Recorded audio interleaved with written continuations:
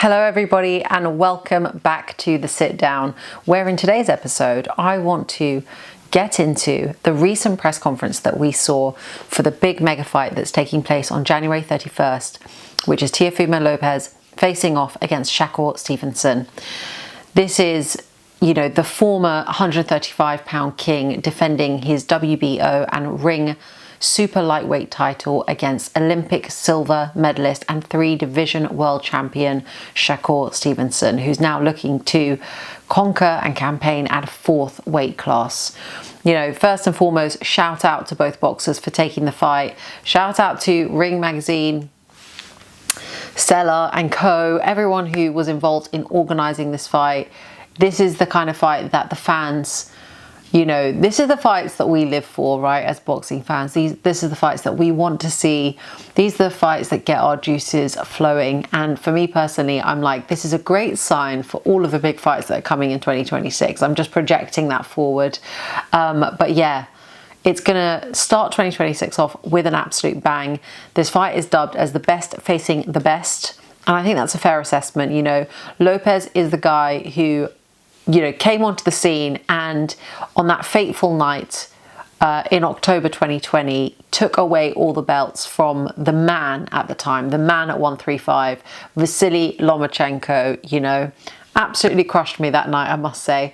But he did his thing. He came on, he perfected, maybe not perfected, but he executed a fantastic game plan against Vasily Lomachenko, nullified a lot of what Lomachenko is known for doing. Lomachenko sadly didn't make the adjustments he needed to, and he didn't really get going until the latter portion of that fight, and ultimately Teofimo Lopez took the belts that night and made quite the statement in doing so. And Shakur Stevenson, only 28 years of age, let that one sink in. Imagine 28 years and is a 3-weight division world champion and now pushing for that 4th weight class. This absolutely puts him in conversation with some of the all-time greats. We're talking about the Pernell Whitakers, the Sugar Ray Leonards, the Roy Jones Jr.'s, the Manny Pacquiao's. This is the kind of stuff of legend. And this kid is only 28 years old, right? He's not even 30. So it's amazing. And I, for one, I'm I don't know if you could tell, I'm super excited about it. I guess it's fair to say that a lot of people are counting out Lopez already based on Stevenson's technical ability. And, that's logical. That's absolutely fair. Shakur Stevenson is really good at what he does. And Lopez, he's great. He's a fantastic boxer. He's achieved amazing things, but he is not the most consistent in terms of which Lopez turns up on the night. However, one thing that you can definitely say about Lopez is he for sure performs best when he is being maybe overlooked, maybe counted out, maybe underestimated. It feels as though when he's got something to prove, that's when the best Lopez shows up, and this would be one of those occasions. So I'm expecting to see the best Lopez facing the best Shakur Stevenson. The press conference was pretty interesting. It wasn't the most, there wasn't fireworks. It wasn't the most entertaining of press conferences. I'm not sure about that whole press conference format, if you can really get the best out of everybody, because yeah, it's a I wouldn't say an outdated format, but it's a format that could maybe use some amendments. I see Matchroom doing some interesting things at some of their press conferences, which I think work really well. They do the couch, the side couch with Jamie Ward and a couple of boxers on that couch. I think that's quite a nice thing that they've introduced. But either which way, in the press conference, there was a lot of interesting. There was some interesting moments, and they were due to Teofimo Lopez coming in hot and heavy with a sprinkle of sexual innuendos that kind of left Shakur a little bit like, what's happening here? You're talking crazy. And I don't know if that was like mind games. I don't know where that really came from, but it definitely made a lot of people stop and think, I think. But yeah, some other notable moments from the press conference was, Lopez Sr. mentioning that the Lopez family had never, well, when he says family, Lopez Jr., Teofimo, had never lost to a southpaw, and that spans across his amateur and his pro career, which I thought was quite interesting, and it made me think about what my old boxing coach used to say about how southpaws particularly don't like boxing on the back foot. And obviously Teofimo being that front foot forward, aggressive style of boxer, he's obviously had a lot of success doing so. Another notable moment was when Teo referred to Shakur as a Loma fanboy, and Shakur was like, yeah, no, I like Loma. And I've got to say on that one, surely if you've got eyes, that's all you need to be a Loma fanboy. You've got to marvel at what that guy does. But yeah, either way, following the press conference, we then saw an interview with both boxers and Mr. Versace. That was a good interview. I found it really insightful, really informative. And some takeaways from that were Teofimo comes off as very likable, I must say. And there's something there that's really likable about him. And Shakur is funny as hell. That guy had me absolutely laughing. He really did. He was trying to draw Teo out, and Teo wasn't having it. I'm sure we'll see that side of Teo as the weeks go on and we get closer to the fight, but he wasn't having it for that interview. But ultimately, I think they both did they both showed each other a lot of respect, and I definitely got that as the undercurrent of the proceedings. So that was good to see. I'm a big fan of that. So yeah, all in all, it was a great little teaser. Just a little teaser to get us all ready for what is, of course, going to be like a mega fight week, followed by a mega fight on January 31st. So we'll all be staying tuned for that. Another thing that's happened in the world of boxing this week that I think important for us to touch on is the announcement that Viddal Riley has signed with Misfits Pro. And that's kind of had some mixed reactions, I suppose that's fair to say.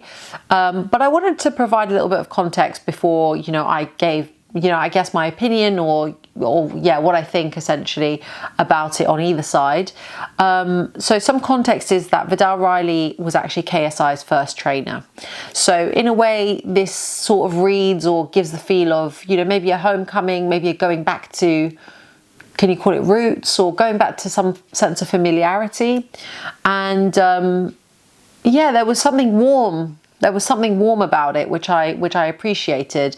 I think there's been a bit of a misconception in that he's giving up his, or some people have said something along the lines of, he's giving up his pro boxing aspirations or dreams and goals, and people are sort of thinking because it's Misfits Pro boxing that he's joining Misfits and becoming some type of YouTuber boxer. That's absolutely not the case.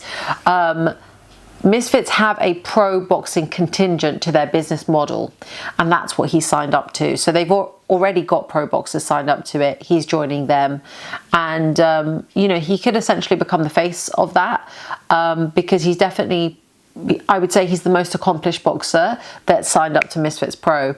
But I thought what was quite interesting was, this week he did an interview with Sky Sports, and he spoke about how he's almost been, not verbatim and definitely don't quote me, but I got the impression from what he said that he's been let down a little bit by the boxing fans.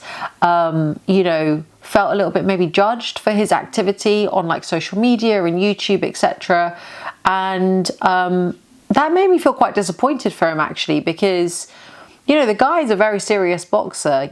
From the time that he stepped into the pro ranks, he's taken on challenging opponent after challenging opponent, and he's of course very serious because he's the current cruiserweight British champion, so he must be serious, and he got that title by beating former GB boxer Chev Clark. So there's absolutely nothing unserious about him, and it feels a little bit of a shame that this other side of his personality, which makes him commercially so viable and so successful as businessman, has created some type of like sticking point amongst boxing fans. It confused me, actually.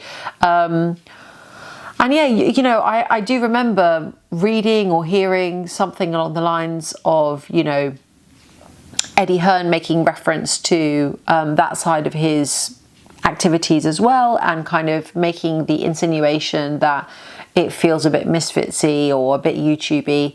And maybe I misunderstood that at the time, but it did make me think, like, Eddie Hearn, along with many others, understand the power behind that level of following, right? You see someone like Johnny Fisher, who's been signed to Matchroom and is being really pushed by Eddie Hearn, and that, I believe, is fueled a lot by Johnny Fisher's following and popularity.